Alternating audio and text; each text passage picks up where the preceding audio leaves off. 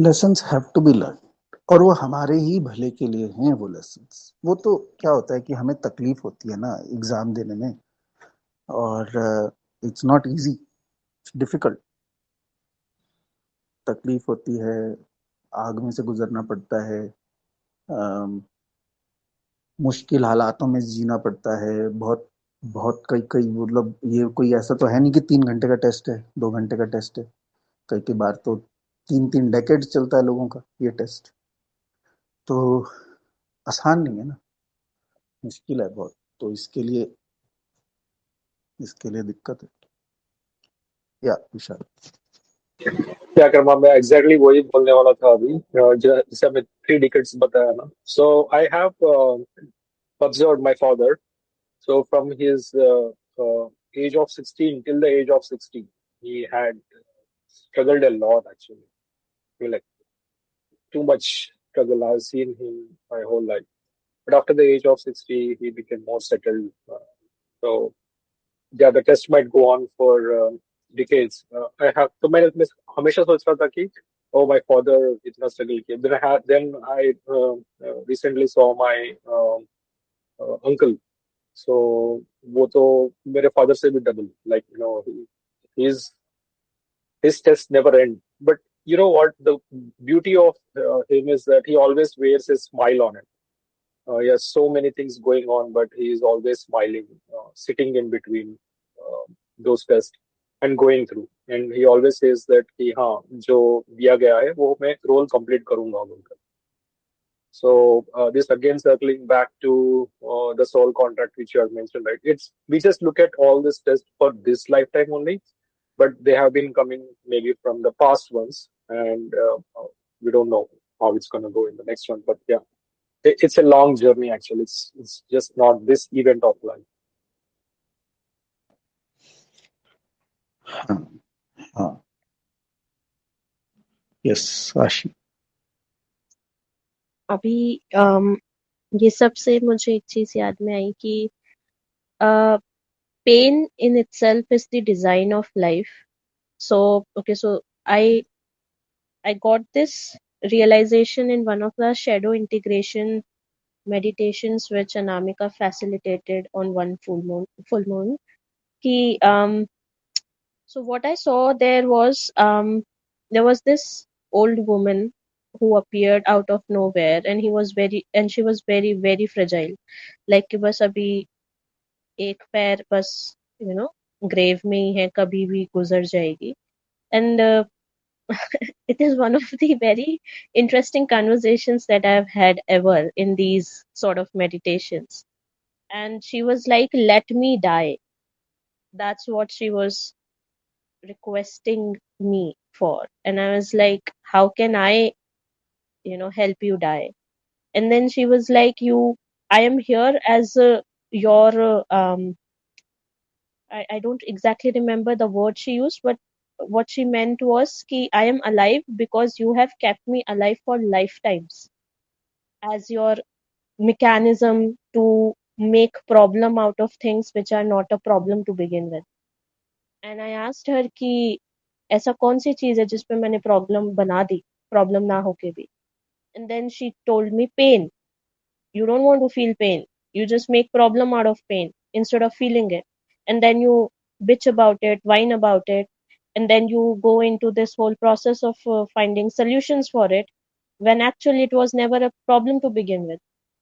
And that was a very I would say मतलब काफी impactful moment था वो, when that was explained कि how I have this tendency, and as humans we keep avoiding that pain जब भी pain आता है, because problem और pain हमने synonymous रखा हुआ है. तो pain आता है, जैसे problem design of life है, ऐसे pain design of life है. But so मेरा first instinct then, so after this conversation I started observing my relationship with pain, and I indeed observed कि whenever I am feeling any pain, my first instinct is how to resolve it. And that was like the starting point of making a problem out of things which is not a problem to begin with. So instead of asking that question, I started, you know, um, asking this question like, um, यहाँ पे कोई problem है भी या नहीं, या मैं बना रही हूँ उसका problem. And in 90% of the cases it turned out कोई प्रॉब्लम थी नहीं, वो बस पेन था, कुछ हुआ as a response to it, I felt pain for it, and that is it, खत्म, और कुछ है नहीं उसमें. और मुझे बस वो पेन फील करना है, just have to let that pain be, उसको भी वो सफरिंग नहीं बनाने का है सोच सोच के. So when I started doing it, I in fact have this as a sticky note in front of my work table. Ki, are you creating a problem out of something which is not a problem to begin with? Are you creating a problem out of pain? So I could connect that whole thing with how you were describing about the problems being the design of life. So yeah, so just wanted to share that. हाँ, right, बिल्कुल. सो उसको उस तरह से देखना कि ये भी बोलना कि नहीं, मेरी लाइफ में तो कोई प्रॉब्लम नहीं है एंड ऑल सॉर्टेड. मुझे लगता है कि I personally don't connect with that language also, to be honest. मुझे कहीं ना कहीं लोग जब इस तरह से बात करते हैं तो मुझे वो थोड़े डिल्यूजनल लगते हैं.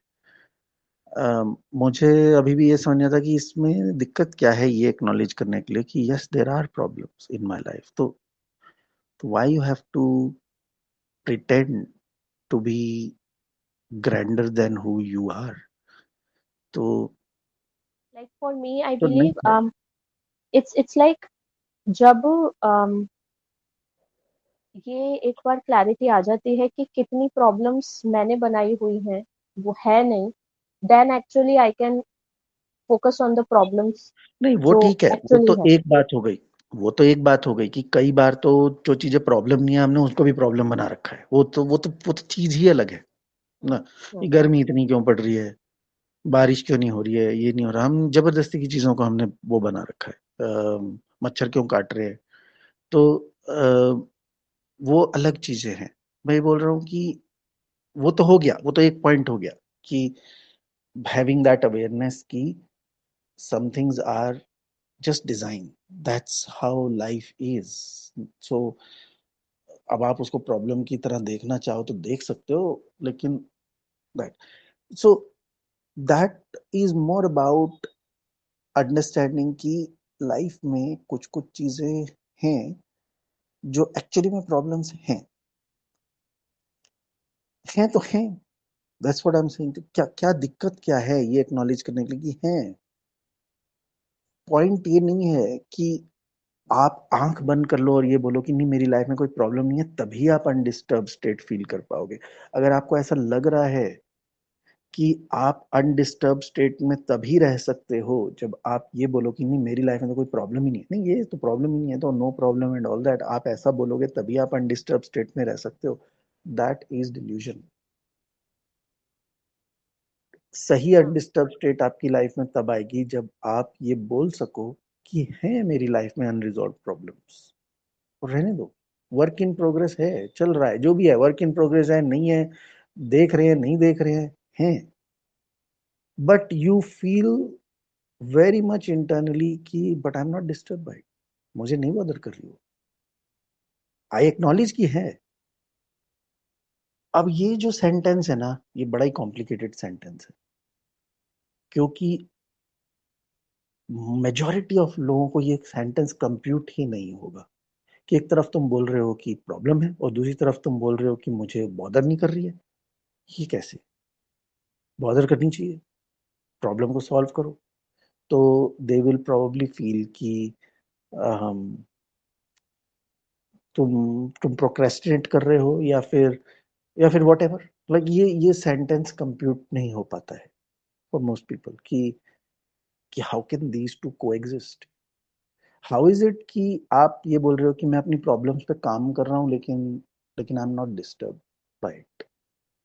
ये स्टेट ही नहीं एक्सेस हो पाती है फॉर मोस्ट पीपल.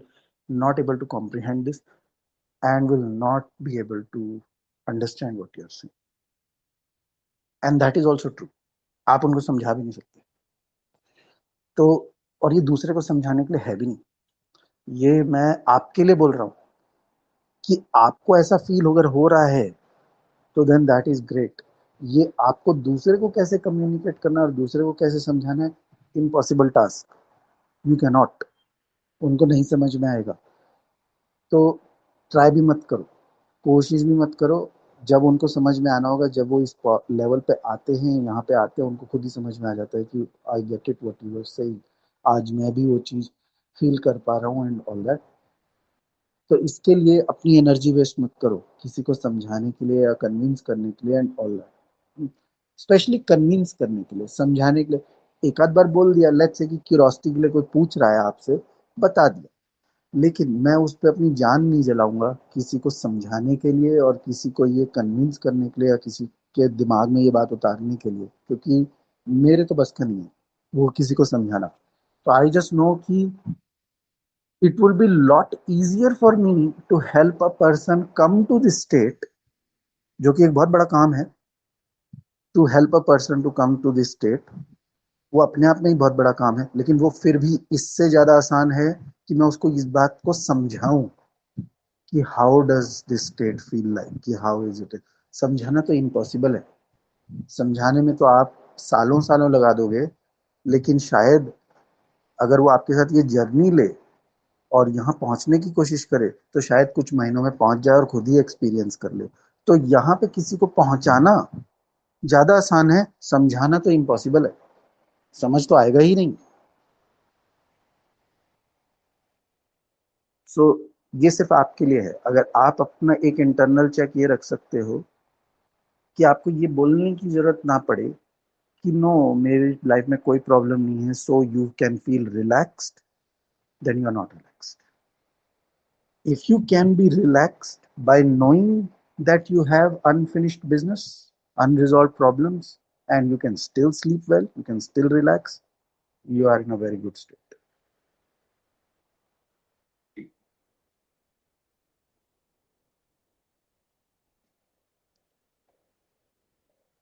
तो बस चेक्स दे रहा हूं मैं, और मैं ये नहीं बता रहा हूं कि वहां कैसे पहुंच रहे, क्या करना है, वो तो सब चल ही रहा है। यही है सब जो आप लोग कर ही रहे हो अपना।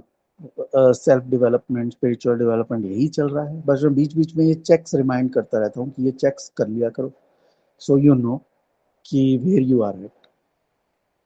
बस यही है। बाकी हाउ, अगर आप पूछो हाउ टू गेट देयर, तो हाउ ही तो, ये हाउ ही तो चल रहा है, यही तो है। You already on that how. These questions are just to check कि where have you reached so far. बीच बीच में अपने आप से ये क्वेश्चंस कर लिया करो। That's it. इससे ज्यादा तो कुछ और है नहीं।